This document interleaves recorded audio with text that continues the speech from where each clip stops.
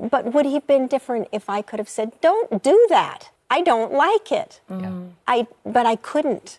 I couldn't be myself. I was absent from, and that is to be loved, I had to disappear. At 78 years old, Sally Field has earned the right to say anything she wants and mean it. 2 Academy Awards, decades of unforgettable performances, the kind of career that makes Hollywood stand and applaud. To audiences, she's the sweet, fierce, endlessly lovable woman who lit up films like Norma Ray, Steel Magnolias, and Forrest Gump. But behind those radiant smiles and award-winning speeches, there's a memory that never forgets. She remembers the whispers, the insults muttered behind closed doors, the betrayals on set, the co-stars who crossed the line and thought they'd get away with it. For years, she chose silence, grace over gossip, class over confrontation. But when you've reached a point in life where you have nothing left to prove, the truth becomes easier to tell. And Sally Field has decided it's time. Time to name the 7 actors she could not stand. Not petty grudges, not tabloid rumors. These were deep, bruising clashes, the kind that leave scars no one in the audience ever sees. Once you hear the names, you may never watch some Hollywood legends the same way again. Let's start with the first. Number 1, Bert Reynolds.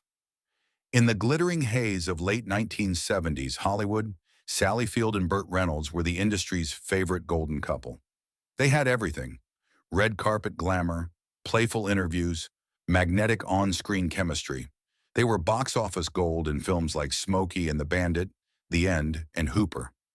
To the public, it looked like the perfect Hollywood romance, but behind the cameras, the fairy tale was crumbling. In 2018, Sally broke her decades of silence in her memoir, In Pieces, and what she revealed shattered the image of their love story. "He was not someone I could be around," she wrote. "He was just not good for me in any way." Their romance began in 1977 on the set of Smokey and the Bandit. Bert was already a Hollywood king. Sally was fighting to shed her girl next door image and prove herself as a serious actress. Bert swept in, charming, magnetic, intoxicating, and for a while she believed in the dream. But what felt like passion quickly turned into something darker. According to Sally, Bert wanted her next to him, smiling, silent, and compliant. He'd cut her off mid-sentence, undermine her decisions, and even question her intelligence. He needed to be the brightest star in the room, she explained, and if that meant dimming my light, so be it. Even in her moment of greatest triumph, when she won the Oscar for Norma Ray in 1980, Bert wasn't supportive. He refused to go with her to the ceremony, reportedly saying, "You don't think you're going to win anything, do you?" Humiliated, she attended with friends instead of the man she loved. To the public, Bert Reynolds was the ultimate masculine charmer. To Sally, he was emotionally manipulative, deeply insecure, and quick to tear her down. "One minute affectionate," she told Variety, "the next punishing me with silence. It eroded my sense of self."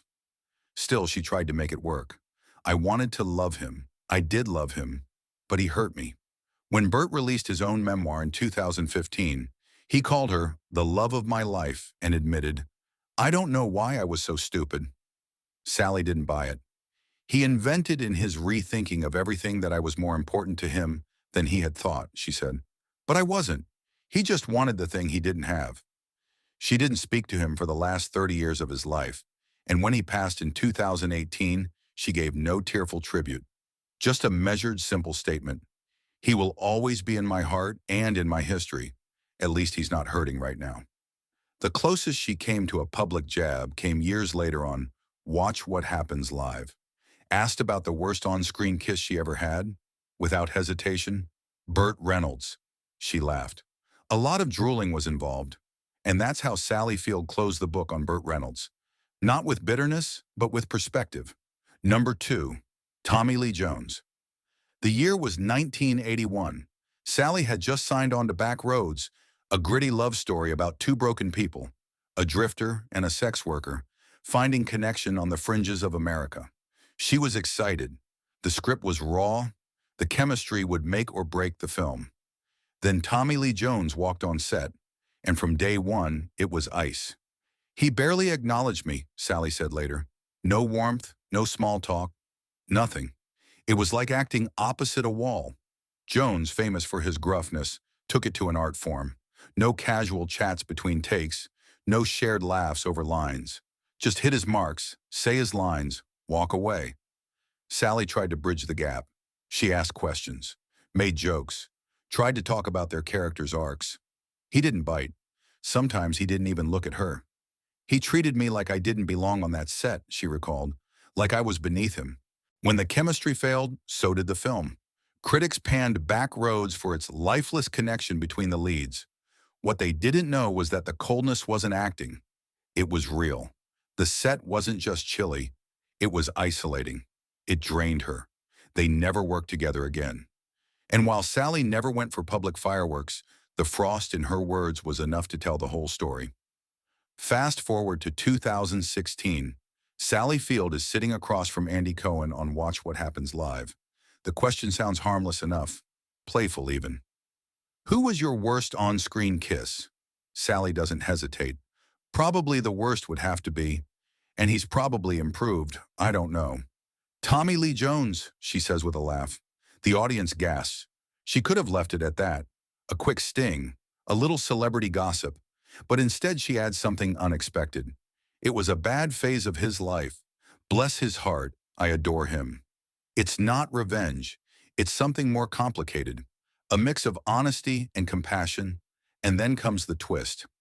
Years after their icy back roads experience, Sally and Tommy Lee Jones ran into each other again. Out of nowhere, he walked up to her and said, I apologize. A rare moment from a man not exactly known for warm reconciliations. That apology didn't turn them into friends, but it did something else. It gave them closure. In 2012, the two found themselves working together again in Lincoln. Both gave award-nominated performances. Both managed to coexist without tension. Sally even joked again, he's probably improved. Jones never spoke publicly about what happened on back roads, but people who worked with him later said age had softened him.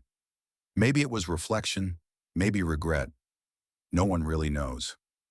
What's clear is this: Sally Field didn't make peace by forgetting, she made peace by surviving. Number 3, Robert Blake.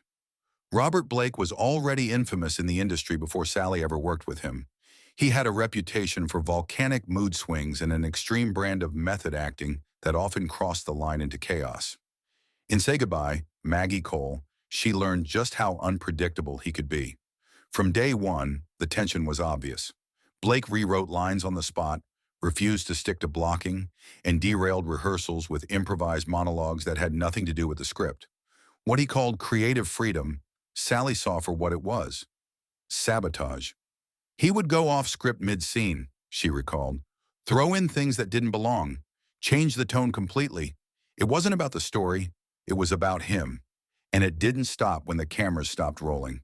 Crew members whispered about his blow-ups, yelling at lighting technicians, storming off, set over trivial disagreements, flat out refusing to take direction. His moods could flip from calm to fury in seconds. Sally, ever the professional, tried everything. She used diplomacy, she used humor, she used patience. Nothing worked. I was balancing a demanding role and trying to play peacekeeper, she said. It was a losing battle. Every scene became a psychological standoff. Every take felt like stepping onto a landmine. Eventually, the damage couldn't be ignored. The production collapsed. Say Goodbye, Maggie Cole was shelved and never aired. For most actors, that might have been a frustrating career hiccup. For Sally, it was something deeper. A wound. There are actors who act, she said, and there are actors who try to make everyone else small so they can feel big. Blake was the second kind. Unlike some Hollywood feuds that spill into public jabs, Blake never said a word about her. No denial, no apology, no explanation. Silence. But silence didn't erase the harm. It wasn't just disappointing, she admitted. It was traumatic. The bruises weren't physical. They were psychological, and they lasted long after the cameras stopped. In later interviews, she almost never mentioned his name. When she did, her tone carried no rage, just clarity. That kind of chaos masquerades as genius far too often, she said, but all it really does is damage people. There was no reconciliation, no reunion, Not even a phone call. Robert Blake died in 2023, decades after their doomed project. Sally never spoke to him again. She issued no tribute, no gentle rewrite of history. Because for her, this wasn't about bitterness or revenge. It was about survival, about knowing when to walk away and never look back. Her vow after Maggie Cole was simple. Never again would I tolerate chaos disguised as genius. And she never did. Number 4, Shirley Mlan. Steel Magnolias was celebrated as a love letter to womanhood, a Southern classic filled with laughter, tears, and quiet strength. On screen, Sally Field and Shirley Mlan created magic. Off screen, they were locked in a silent war that never truly ended. Sally arrived on set carrying the full emotional weight of her role. Mlan, the mother who loses her daughter. She came prepared to give everything, raw and unguarded, willing to bleed for the story. She wanted truth. Shirley, she wanted control. From the very first rehearsal, whispers started, Shirley walked onto set like the spotlight had been reserved for her. One crew member later said, "It wasn't about connection, it was about dominance." Sally would say years later, she brought a cloud of chaos wherever she went. A seasoned Oscar winner, Shirley didn't just ignore direction. She dismissed it. She rolled her eyes at emotional beats. She'd insert herself into moments that had nothing to do with her character. It wasn't collaboration, it was disruption. The breaking point came during one of the film's most gut-wrenching scenes, Mlan's grief-stricken monologue after her daughter's death. The moment was meant to be pure heartbreak. It took 17 takes, not because Sally couldn't get there. She was there, but Shirley kept breaking the tone, tossing in sarcastic quips, undercutting the raw grief as if pain needed punchlines. The audience saw magic. Sally remembered sabotage. To her, acting was about serving the story. Shirley, she believed, served herself. Shirley's response to all of this? Silence. No denials. No explanations. Just the occasional cryptic reference to her cosmic instinctual process, hinting that maybe others just didn't understand her. Those who were there remember it differently. A production assistant later said, "They were too professional to scream, but every scene was a silent struggle for control." The feud never truly ended. There was no blowout fight, no reconciliation, just a cool, quiet distance. Publicly, they've kept things civil. Privately, the divide stayed. "I don't hate Shirley," Sally told Variety, "but I don't forget either." They've never worked together again. No tributes, no warm reunions. Shirley, now in her 90s, remains unapologetically herself. Sally, at 78, has long stopped sugarcoating the past. Number 5, James Woods. In acting, trust is everything. That unspoken promise, "I've got you," is sacred. Sally built her career on that foundation. But on the set of Kiss Me Goodbye with James Woods, she didn't find a partner. She found an opponent. From the first rehearsal, Woods came in sharp, fast, and unrelenting. Where Sally worked from intuition, he wielded intellect like a weapon. He didn't just interpret the script, he rewrote it.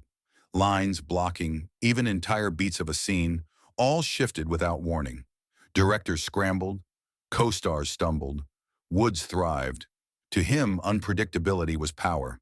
To Sally, it was something far more toxic. "He was always the smartest guy in the room," she said later, "and he needed you to know it. But intellect without empathy?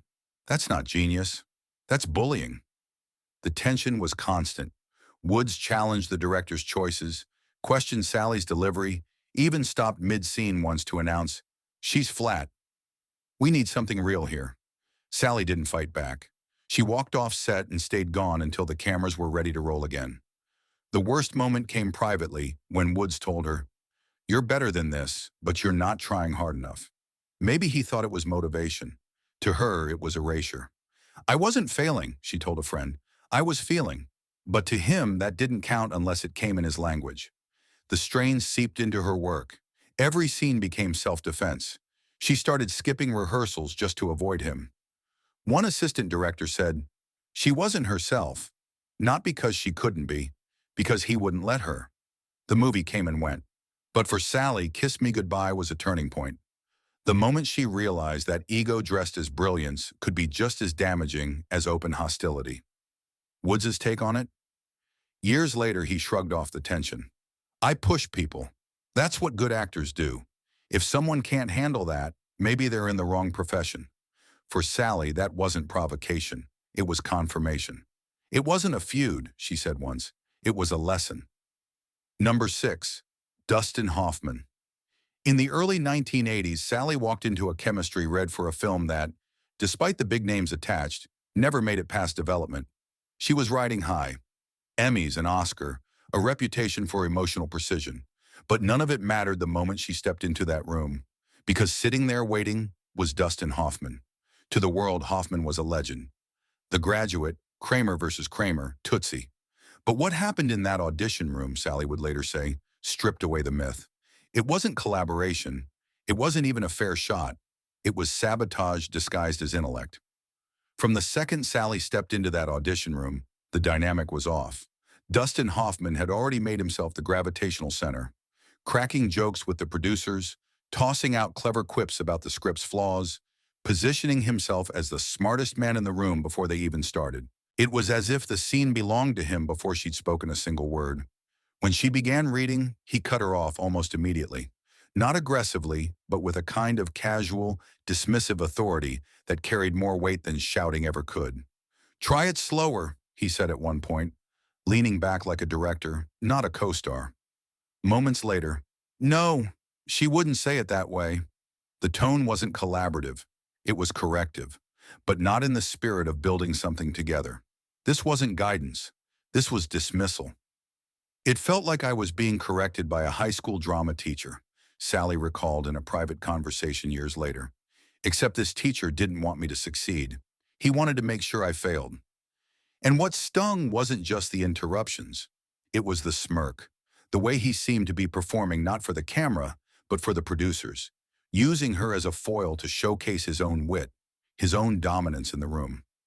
Hoffman wasn't simply reading lines.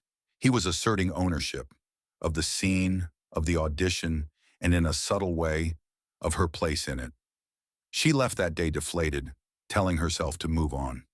Rejection was part of the job. Every actor knows that. But days later, a mutual friend passed along what Hoffman had been saying behind closed doors. The chemistry wasn't there, and I made sure of it. It hit like a gut punch, not because of the cruelty alone, but because of the calculation. He hadn't just wanted the role, he had wanted her out. For Sally, this wasn't about losing a part.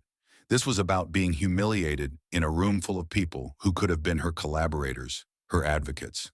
Men like that, she would later confide in a private interview, don't build stories, they build empires, one ego at a time. From that moment on, she kept a quiet, personal list, a never-again list, names of men who confused dominance for genius and control for collaboration. Hoffman has never addressed the incident publicly, but his name has surfaced in other accounts. Stories from actors and crew members about intensity spilling into aggression, about method crossing into something less defensible. Sally has been in the same rooms as him since. Award ceremonies, charity events, even the same industry panels. But they've never shared a stage, and maybe that's exactly how it should be. Number 7, Jeff Bridges, the late 1970s. Both were on the rise, both already building reputations as serious talents. When Sally was paired with Jeff Bridges for a screen test on a romantic drama, she expected synergy. Two actors meeting in the middle to build something real. What she got instead was chaos. There was no shouting, no big on-set meltdown. Instead, it was a quiet, creeping sense of mismatch, a slow disillusionment that would stay with her for decades. The concept was straightforward. Capture two raw, honest performances in the whirlwind of a love story. But from the moment Bridges walked in, it was clear they weren't playing the same game. He was barefoot, Sally later said with a faint laugh, though there was no humor in her eyes. Literally barefoot, like he'd just wandered in from a barbecue. And it wasn't just the shoes, or lack of them. It was the whole approach. Where she worked to ground herself in the emotional truth of the scene, Bridges played it like jazz. Loose, unpredictable, peppering in chuckles and improvised rewrites midline, breaking the tension she was fighting to build. I remember thinking, are you trying to get through this or get out of it? To her, it didn't feel like spontaneity. It felt like avoidance. What he called keeping it loose, she called refusing to listen. When the test ended, the director raved about Jeff's natural charisma. Sally felt the sting of invisibility. I left that room feeling erased, she admitted years later, like I just poured my heart into a scene for someone who never even looked up. The resentment only deepened years later when, during a press junket, Bridges was asked about his most difficult screen tests. With a smirk, he said, "There was one where the actress was so stiff, I thought she might shatter if I touched her." He didn't name her, but to those who knew the history, it was obvious. He thought he was being playful, a friend said, but to her it was the final confirmation. Sally never confronted him, never worked with him again. But when an interviewer once asked her which actor had left her the most disappointed, she paused, then answered carefully, "Some people treat acting like a sandbox.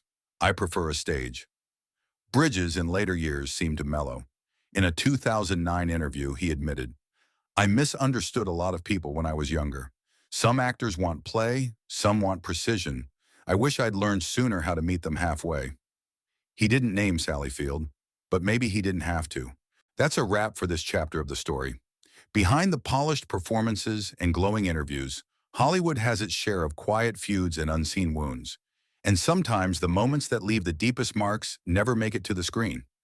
If you enjoyed this deep dive and want more untold Hollywood stories, make sure you're subscribed and have that bell icon clicked. The next one might surprise you even more.